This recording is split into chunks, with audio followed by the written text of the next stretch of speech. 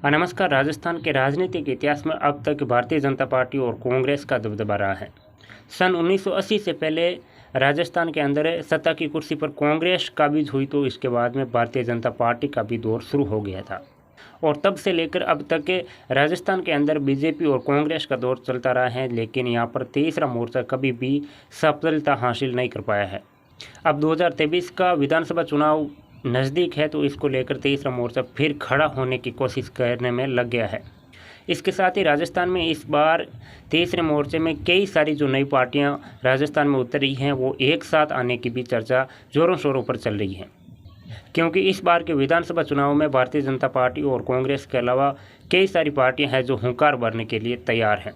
आपको बता दूं कि इस बार राजस्थान के अंदर बीजेपी और कांग्रेस के अलावा ओवैसी की AIMIM पार्टी और BTP, बसपा, सपा और हनुमान बेनीवाल की राष्ट्रीय लोकतांत्रिक पार्टी मैदान में उतरने की घोषणा कर चुकी है।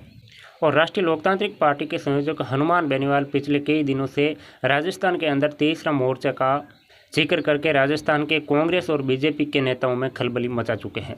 इसके साथ ही हनुमान बेनीवाल ने जो कांग्रेस के और सचिन पायलट के बीच में सियासी उठापटक चल रही है, उसको लेकर भी बयान दिया है और सचिन पायलट को हनुमान बेनीवाल ने खुला ऑफर भी दिया है। और ये कह सकते हैं उनका ये एक सजेशन भी था कि अगर सचिन पायलट राजस्थान के अंदर एक नई पार्टी बना ले तो राष्ट्रीय लोकतांत्रिक पार्टी सचिन पायलट से गठबंधन करने के लिए तैयार है।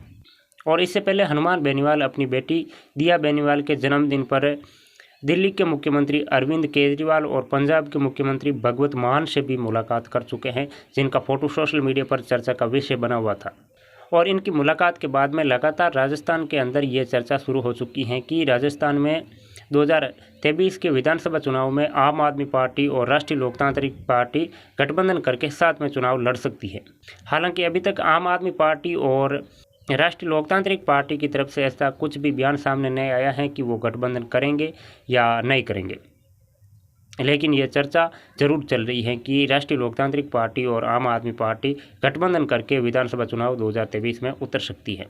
हालांकि राजनीतिक जानकारों का मानना है कि अगर आम आदमी पार्टी, राष्ट्रीय लोकतांत्रिक पार्टी, बसपा, BTP सब साथ में मिलकर अगर चुनाव लड़े तो बीजेपी और कांग्रेस दोनों के लिए मुश्किलें पैदा कर सकती हैं। और इसके अलावा यहाँ पर सचिन पायलट का रोल भी काफ़ी अहम रह जाता है। अगर सचिन पायलट भी कांग्रेस छोड़ देते हैं या अपनी कोई दूसरी राह पर चले जाते हैं तो भी कांग्रेस और बीजेपी दोनों को नुकसान होना तय माना जा रहा है। और अगर राष्ट्रीय लोकतांत्रिक पार्टी, आम आदमी पार्टी, BTP ये सब साथ में आ जाती हैं तो ओवैसी की पार्टी कांग्रेस के साथ में जा सकती हैं, ऐसा भी मानना है।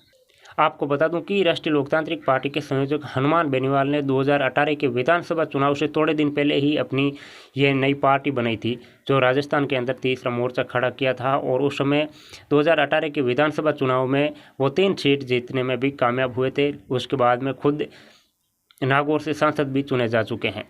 और विधानसभा चुनाव के बाद में भी जो राजस्थान में उपचुनाव हुए हैं, उनमें भी राष्ट्रीय लोकतांत्रिक पार्टी का प्रदर्शन बहुत अच्छा रहा है, जहां पर वल्लभनगर और सरदार शहर विधानसभा उपचुनाव के अंदर राष्ट्रीय लोकतांत्रिक पार्टी का कैंडिडेट है वो 2 नंबर पर रहे हैं। आपको बता दूं कि राष्ट्रीय लोकतांत्रिक पार्टी का सबसे ज़्यादा वोट बैंक जाट वोट है, जो कि सीधे तौर पर 30 से 40 सीटों पर प्रभाव रखता है। ऐसे में हनुमान बेनीवाल और आम आदमी पार्टी साथ में आ जाते हैं तो यहाँ पर बीजेपी और कांग्रेस को काफ़ी नुकसान हो सकता है, क्योंकि आम आदमी पार्टी की भी दिल्ली में और पंजाब में सरकार है और अरविंद केजरीवाल जैसा नेशनल फेस भी उनके सामने आ जाता है। वहीं हर बार की तरह बसपा भी इस बार विधानसभा चुनाव में अपना कैंडिडेट उतारेगी। पिछली बार भी उतारा था और 6 उम्मीदवार उनके जो हैं वो MLA बनकर विधानसभा पहुँचने में कामयाब रहे थे, लेकिन वो सारे 6 के 6 MLA हैं जो बसपा को छोड़कर कांग्रेस में चले गए थे।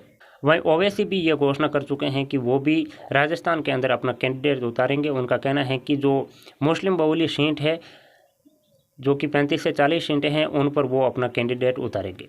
और कयास ऐसे भी लगाए जा रहे हैं कि BTP और ओवैसी की पार्टी साथ मिलकर विधानसभा चुनाव भी लड़ सकती है, लेकिन इन दोनों के बीच में गठबंधन का अभी तक कोई भी संकेत नहीं दिखाई दे रहा है।